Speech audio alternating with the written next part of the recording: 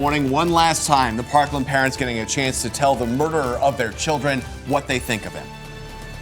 My hope is for you is that you are miserable for the rest of your pathetic life. An incredibly emotional day at the Broward County Courthouse before the killer is sent away for the rest of his life. And a Palm Beach County condo building has been without power now for weeks. This is not a good situation because it's so hot here, even more than outside. Why no one has yet been able to save these people from the heat and the dark. Plus, a local nonprofit working to get more voters to the polls with just 5 days until the state's biggest races. The groups they are putting their focus on and why they say it could make a difference. It's a new day. This is CBS 12 News This Morning. Hey, good morning, everybody. Thanks for watching CBS 12 News This Morning. I'm Matt Lincoln. And I'm Sam Kerrigan. Thanks so much for starting your Thursday with us. Let's get right over to Lauren now with a check on that forecast. Matt, Sam, thanks. I hope everyone's having a nice start to the morning. Mostly dry out there, although it is very humid. Now, we're going to see the possibility of some brief passing showers during the day. Here's 1 o'clock this afternoon. You'll notice just a few little showers, nothing that really should slow the day down too much.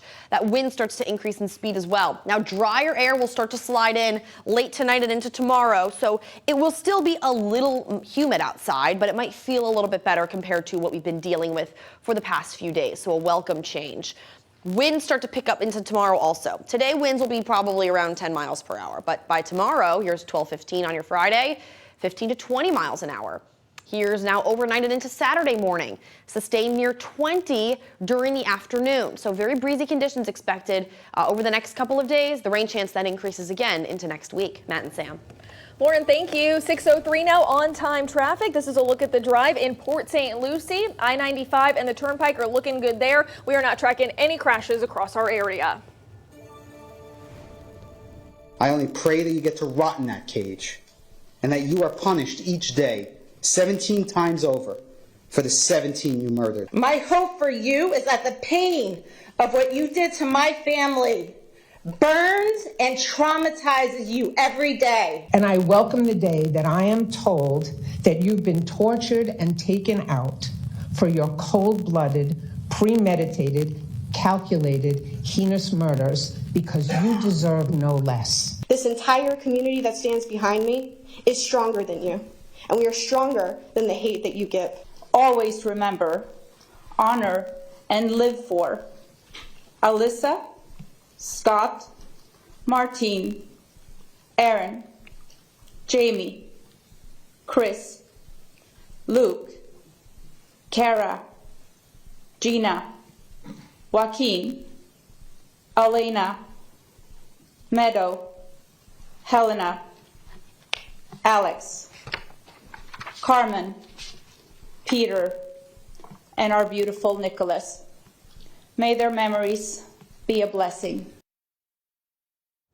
Those are just some of the raw, emotional final words from the loved ones of the Parkland school shooting victims to the shooter, who has now been formally sentenced to life in prison. The judge read over 30 counts of murder and attempted murder the shooter was convicted of as families cried and hugged each other after what's been years of a painful process. And CBS 12's Danielle DeRoss has been following every step of this process from the live desk. It's been 2 very emotional days, Danielle, and the families certainly did not hold back. Yeah, they got the final word yesterday, and now Nikolas Cruz is a number in the state prison system. Many of these families and victims say they never want to hear his name or see his face ever again. Dozens of them chose to deliver victim impact statements this week before the judge officially imposed 34 life sentences for the 17 he murdered and the 17 he attempted to murder during that mass shooting. The shooter remained stone-faced as each person addressed him in court. Many said they were disappointed that the jury did not impose the death penalty, and they spoke about the lifetime of grief and trauma ahead of them as Cruz lives out the rest of his life in a prison cell. I live in constant fear that someone exactly like you will finish off the job you failed to do by not killing me. You gave me and many others a lifetime of trauma, pain, and suffering, long after you committed this crime, and for what? You are nobody now. You robbed Alyssa a lifetime of memories, Alyssa will never graduate from high school. Alyssa will never go to college. And Alyssa will never play soccer. She will never get married. And she will never have a baby. To the killer of Alyssa Miriam Al-Hadef, my hope is for you is that you are miserable for the rest of your pathetic life. And here is the moment that the shooter began serving that 34 consecutive life sentence. Florida does not have the option for parole, so Cruz will die behind bars. You can see family here hugging each other at the end of this hearing. They're finally closing this chapter more than 4 years after the massacre. The judge ordered Cruz to pay restitution and legal fees. His commissary fund in prison will be taken from him until expenses are paid, if they ever are. He is expected to be housed in a maximum security prison. Matt and Sam. All right, Danielle, thank you. Also last night, the Palm Beach County School Board met to talk about expelling the students if they have if they make threats for mass violence. Right now, 9 Palm Beach County students are facing possible expulsion for either bringing a gun to school or posting a threat of a mass shooting. A school safety expert we spoke to says this is a problem happening all over the country. One gun is one too many, and we're seeing a transition from unloaded guns to loaded guns to guns that are actually being used on school property. He says parents could also be to blame. That's why he says if you're going to have a weapon in your home, make sure you secure it properly. So far, no decision has been announced on expelling those students. It's 6:07 right now, and this morning, families at Lakeview Gardens condominiums in Green Acres are still in the dark after more than 2 weeks without power. Many were forced to buy portable generators after they tell us the management company did not take action. And our Kara Duffy joins us live outside the condos this morning. Kara, how is the city now stepping in to help these families? Well, Sam, we are told that the city of Green Acres has already sent out inspectors here to the 600 building of this condo complex. And if you take a look behind us here, you can see that building completely in the dark. You can actually hear the buzzing sound of generators running right now. This is where inspectors found these families living with no power, no cooking facilities, and no proper ventilation, all of which violates the city's property maintenance code. They have tried to speak to management, but say they've had no luck. In the meantime, city officials tell us they're actually reaching out to organizations right now in our area to help put these families in a safe place. One of the families includes Edelyn Reyes and her baby daughter, who she says suffers from serious health issues and is now at an even greater risk without having proper ventilation here at home.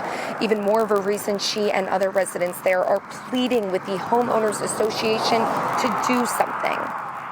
Please, because we're desperate. This is not a good situation because it's so hard here, even more than outside. If my daughter could be in emergency room anytime, and I'm really worried about her. I'm really worried about her and all the children here. Crest Management Group in Boca Raton oversees this property. They told residents living in the building that there is no power due to a failure in a main electrical service and that the part that they need in order to fix this problem could take months for it to get in. And we also tried reaching out to the company for answers, but they either hung up on us or did not call us back. No real time frame, Matt and Sam, as far as how long it will take for this problem to get fixed. Hopefully they get some help soon. Kara, thank you. It is 6:09 right now, and this morning, Governor Ron DeSantis and his Democratic challenger, Charlie Crist, are in their final days of the campaign trail ahead of Election Day in just 5 days. Crist brought his Freedom Bus tour to the West Boca Branch Library, putting abortion front and center, saying he would sign an executive order protecting a woman's right to choose. Right now, the governor is prepping for his major trip across the state, making a final 13 stops for his Don't Tread on Florida tour. The first stop in our area is in St. Lucie County on Saturday at Tradition Town Hall in Port St. Lucie. On Election Day, the governor plans to host a watch party at the Tampa Convention Center, while Crist is scheduling an event in St. Petersburg. 6:10 right now, a local nonprofit organization called Faith in Florida is hosting early voting events to get as many voters' voices heard as they can. Take a look. We've got voting numbers here in Palm Beach County, and nearly 77,000 people have voted early already. That's this yellow bar right here. About 185,000 people have voted by mail. And our Danny Travis live from downtown West Palm Beach with this initiative, Souls to the Polls. Danny, why does the organizer feel like this effort is so important? Good morning, Matt and Sam. The slogan Souls to the Polls has been around since the 60s, but today organizers say these community-based efforts are just as important as ever. The good news, according to Reverend Ray Whiteley, is that this year they're seeing more people voting early, especially women and younger voters. But Whiteley says there's still much more work to be done. Sharing that message, creating spaces to bring different people in, different groups, millennials, people who go to church, whatever faith it is, creating these spaces through the early voting events that they feel comfortable voting, and we are able to educate them.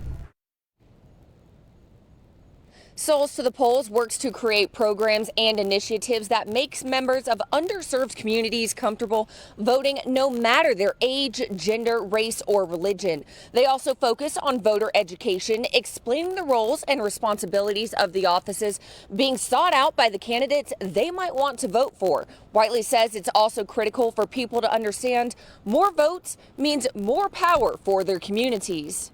The message is, if voting as a community wasn't important, there wouldn't be such a strategic effort to stop or to put barriers between you and actually going out to vote.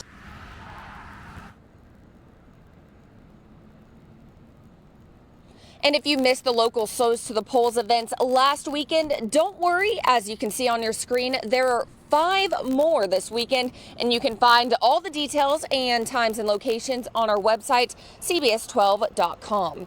Reverend Whiteley says he's especially looking forward to the Saturday event aimed at mobilizing millennial voters. They'll gather at OVO Sports Bar on Haverhill Road and then take a bus to a local polling site to vote, and then back to OVO for what they say continuing the party. Matt and Sam, back to you. Danny, thank you. It is 6:13 right now, and this morning we are hearing from one of the survivors of this fiery crash in Delray Beach, who says she wouldn't be alive if it weren't for her boyfriend. I'm happy that you're alive. I'm happy that I'm alive. I'm happy that Brian's alive. I'm just happy that we're all here. What she's saying about those terrifying moments on I-95 and how her boyfriend is recovering. And everyone's trying to stretch their money as far as it can go right now. Today, we're here to help. Our first edition of